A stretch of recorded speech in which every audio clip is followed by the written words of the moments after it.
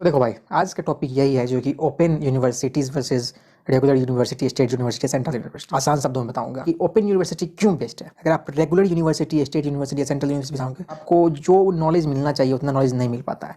ना तो आपको टीचर्स अच्छे से पढ़ाते हैं, मतलब पढ़ाते हैं, ऐसा भी नहीं है जो कि नहीं पढ़ाते, बिल्कुल ही नहीं पढ़ाते हैं, लेकिन आपको खुद से ही पढ़ना पड़ता है। तो जब आप रेगुलर यूनिवर्सिटीज़ में भी जाके खुद से ही पढ़ना पड़ता है, तभी मार्क्स आएंगे अच्छे। तो फिर मेरे हिसाब से ओपन यूनिवर्सिटी काफ़ी बेस्ट है इस मामले में, क्योंकि उनका जो स्टडी मटेरियल होता है, इग्नू का ले लो या फिर नालंदा यूनिवर्सिटी का ले लो। नालंदा यूनिवर्सिटी में मैं नहीं जानता हूँ, लेकिन इग्नू का मैं जानता हूँ। इग्नू का स्टडी मटेरियल बहुत ही अच्छा है, और जितना भी कॉम्पिटिटिव एग्जाम होते हैं, डायरेक्टली मतलब उससे ही क्वेश्चन फ्रेम आउट होते हैं। मतलब अगर आपने इग्नू का एग्जाम, मतलब इग्नू का बुक्स पढ़ लिया ना, तो आपको कोई और बुक्स पढ़ने की जरूरत नहीं पड़ती है एक तरह से, कि इतना वास्ट में इतना सारे अच्छे से डिटेल्स दी गई है ना, जो कि आप मतलब उससे अच्छे से अच्छे स्कोर कर सकते हैं। दूसरी बात करें तो इसमें ओपन यूनिवर्सिटीज़ में फ़ायदा ये है, जो कि आपको कोई भी कॉलेज वगैरह जाने की जरूरत नहीं है। आपके ऊपर है, आप जाओ ना जाओ। किसी किसी चीज़ में इंटर्नशिप होती है तो वो आपको करनी पड़ती है।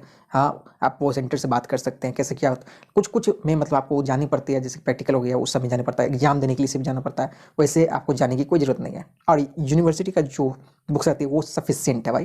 अगर आप ठीक से पढ़ते हो तो बस आपका हर एग्जाम निकलेगा, और सिर्फ यूनिवर्सिटी का नहीं निकलेगा, और जितना भी कंपटीशन है वो सारा निकलेगा एक तरह से। जैसे कि रेगुलर यूनिवर्सिटी में आपको अटेंडेंस की टेंशन रहती है, जो कि इतने परसेंट हो गए तो ही आप अगला मतलब अपीयर होंगे, या फिर कोई टीचर्स आप पे अगर लग गया, भिड़ गया, तो आपका नंबर एकदम काटते चला जाएगा हर जगह पे। और किसी किसी यूनिवर्सिटी में तो मैंने ऐसा देखा है जो कि 60%, 65% इस पे टॉपर होते हैं, तो नंबर तो बिल्कुल भी नहीं मिलता एक तरह से अगर बोला जाए तो इस मामले में अगर आप यूरोपियन यूनिवर्सिटी की बात करें तो इसमें आपको बेनिफिट मिल सकती है। आप जितना लिखोगे उतना अच्छा नंबर आएगा, और खराब लिखोगे तो आपका नंबर कट जाएगा। नंबर 3, ओपन यूनिवर्सिटी में आपको कौन सा सेलेक्ट करना चाहिए। तो देखो, इग्नू में सारे कोर्सेज अवेलेबल है, लेकिन कुछ कोर्सेज जैसे कि आप बॉटनी देख लो, MSc in botany, MSc in zoology, ये सारे कोर्स शायद इग्नू में अवेलेबल नहीं है।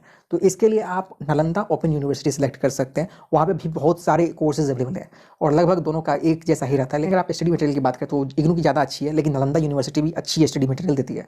तो आपके ऊपर है, आप दोनों में से कोई भी यूनिवर्सिटी सेलेक्ट कर सकते हैं। नालंदा का भी अगर आप देखेंगे तो कोरोना टाइम में लेट हुआ था सेशन वगैरह, लेकिन अब से जो है मतलब अब जो चलने वाली है वो सारा कुछ रेगुलर मतलब टाइमली चल रहा है। सब के बारे में मैं कुछ बता रहा हूँ स्पेशल। देखो, इग्नू में क्या है, जो कि आपको अगर जैसे कि 8 सब्जेक्ट 10 सब्जेक्ट हैं, आपको मतलब एक साथ ही एग्जाम देना है, तो आप चाहोगे तो 4 सब्जेक्ट का अभी दो, 4 सब्जेक्ट का 6 महीने के बाद दे सकते हो। तो ये बेनिफिट आपको इग्नू में मिल जाती है। और फिर नालंदा ओपन यूनिवर्सिटी में आपको शायद 2-3 सब्जेक्ट में अगर आप फेल रहते हो, 2-3 सब्जेक्ट का आप अगले साल भी दे सकते हो, ऐसा कुछ स्कीम है। आप अपने डिटेल्स देख सकते हैं। लेकिन इग्नू इस मामले में थोड़ी अच्छी है। लेकिन अगर अफोर्डेबिलिटी मतलब प्राइस की बात करें तो इग्नू की ज़्यादा फीस है। ऑफ कोर्स अगर आप नालंदा ओपन यूनिवर्सिटी से कंपेयर करेंगे तो इग्नू की ज़्यादा फीस है। इग्नू का स्टडी सेंटर हर जगह पे है, लगभग हर जगह मेजर सिटीज़ में, और रीजनल सेंटर तो है ही। तो इग्नू में ये बेनिफिट मिल जाता है। वहीं पे नालंदा ओपन यूनिवर्सिटी में जो है, आपको एग्जाम जो होती है वो पटना में होती है, और अभी तो शायद नालंदा शिफ्ट होने वाला है, तो नालंदा में भी शायद एग्जाम सेंटर चला जाए। और स्टडी सेंटर बहुत जगह पे है, लेकिन बिहार में ही सीमित है एक तरह से। बात कर ले एडमिशन की, तो कोई भी किसी भी राज्य वाला अपना एडमिशन करवा सकता है। इवन शायद फॉरेनर भी करवाते हैं, मुझे इतना आइडिया नहीं है, लेकिन सबका एडमिशन हो जाता है। कोई इसमें डोमिसाइल वगैरह कुछ नहीं लगता है, आप इजीली मतलब अपने हिसाब से एडमिशन करवा सकते हैं। और वहीं पे नालंदा का फीस भी स्ट्रक्चर भी बहुत कम है। और नालंदा में शायद आपको सेमेस्टर वाइज एग्जाम नहीं होते, लास्ट में ही एग्जाम होते हैं। और इग्नू की बात करें तो उसमें कोर्स के हिसाब से मतलब कुछ कोर्स में सेमेस्टर वाइज होते हैं, तो कुछ कोर्स में आपको ईयरली है। अगर आप इग्नू से पढ़ाई करते हैं आपको एक और बेनिफिट मिलती है। बाई चांस आप इस जनवरी साइकिल में एडमिशन नहीं ले पाए, आप जुलाई वाले में ले सकते हैं। ये सेशन मतलब जुलाई वाले सेशन ज्वाइन कर सकते हैं। अगर रेगुलर यूनिवर्सिटी में तो साल में एक बार ही एडमिशन होता है। नालंदा में भी शायद साल में एक बार ही एडमिशन होता है।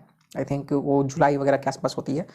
तो इग्नू काफ़ी अच्छा एक तरह से बन जाता है। और लास्ट बात करें तो देखो, इग्नू की वैल्यू भी उतनी ही है, क्योंकि इग्नू एक सेंट्रल यूनिवर्सिटी है। कहीं भी आपको सर्टिफिकेट जो है इनवैलिड, या फिर कहीं भी आपको ऐसा नहीं बोला जाएगा जो कि आप इग्नू ओपन यूनिवर्सिटी से पढ़ के आए।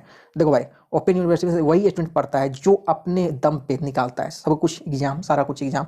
तो ओपन यूनिवर्सिटी एक तरह से बहुत ही अच्छी यूनिवर्सिटी है एक तरह से, क्योंकि आपने खुद मेहनत की है, हर चीज़ आपने इन्फॉर्मेशन कलेक्ट की है। और वहीं पर रेगुलर यूनिवर्सिटी में अगर आप पढ़ते हैं तो आपको समझ लो जो कि एक फ्रेमवर्क मतलब एक तरह से फोकस होने, मतलब जो टीचर्स पढ़ाएंगे उतना ही हो सकता है, या फिर आपको सिर्फ गेस्ट पेपर वगैरह पढ़ पढ़ के आप निकाल लोगे, आपको नॉलेज नहीं रहेगी उतनी। लेकिन इग्नू की तरफ से या फिर नालंदा ओपन यूनिवर्सिटी की तरफ से जो बुक मिलती है उससे आप अच्छा नॉलेज गेन कर सकते हैं। और ओपन यूनिवर्सिटी में मतलब कोई भी एलिजिबिलिटी नहीं है जो कि आप इतना ही परसेंटेज मार्क लाए हैं तो ही आपका एडमिशन होगा, ऐसा कुछ नहीं है। हाँ, किसी किसी कोर्स में आपको 55% तो किसी में 50% तक मार्क्स होनी चाहिए। तो इतना तो मार्क्स सबका आता है, तो फेल ही हो जाएगा भाई एक तरह से। सेकंड डिवीजन नीचे तो थर्ड डिवीजन तो फेल ही होता है। ओपन यूनिवर्सिटी का बेनिफिट एक और भी है, जैसे कि अगर आप रेगुलर स्टेट यूनिवर्सिटी से आप करते हो या फिर कोई और सेंट्रल यूनिवर्सिटी, तो वहाँ पे एक टर्म एंड कंडीशन रहता है जो कि आपको इस सब्जेक्ट में ऑनर्स है तो आपको 45% मार्क्स होने चाहिए, तभी आप एमएससी एमए कर सकते हैं। पार्टिकुलरली मतलब आपका बीएससी या बीए उसी सब्जेक्ट से होना चाहिए तो आप एमएससी एमए वगैरह कर सकते हैं। लेकिन ओपन यूनिवर्सिटी में वो मतलब लिमिटेड नहीं है, आप किसी भी स्ट्रीम से हैं, आपको जो मन है वो कोर्स कर सकते हैं। वहीं पे अगर आप कुछ कोर्सेज़ की बात करें तो जैसे कि एमबीए वगैरह, इसकी फ़ीस बहुत ज़्यादा हाई पड़ती है। वहीं पे इग्नू पे काफ़ी सस्ती में पड़ जाती है, वहीं पे नालंदा में भी शायद एमबीए होते हैं तो वहाँ पे भी काफ़ी सस्ती पड़ती है।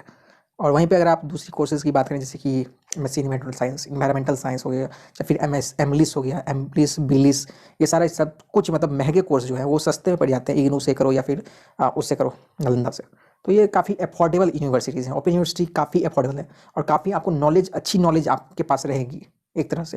रेगुलर यूनिवर्सिटी में तो एक मतलब लिमिटेड हो जाती है हर चीज़, मतलब जो टीचर्स पढ़ा रहे हैं वही क्वेश्चन आएगा वही, बस मतलब मैंने रेगुलर यदि क्लास किया है भाई, 1 साल मैंने क्लास किया था, मुझे आइडिया लग गया था भाई रेगुलर कॉलेज में जाने से कोई फ़ायदा नहीं है, आपको खुद मेहनत करनी पड़ती है, तो इससे बेटर है।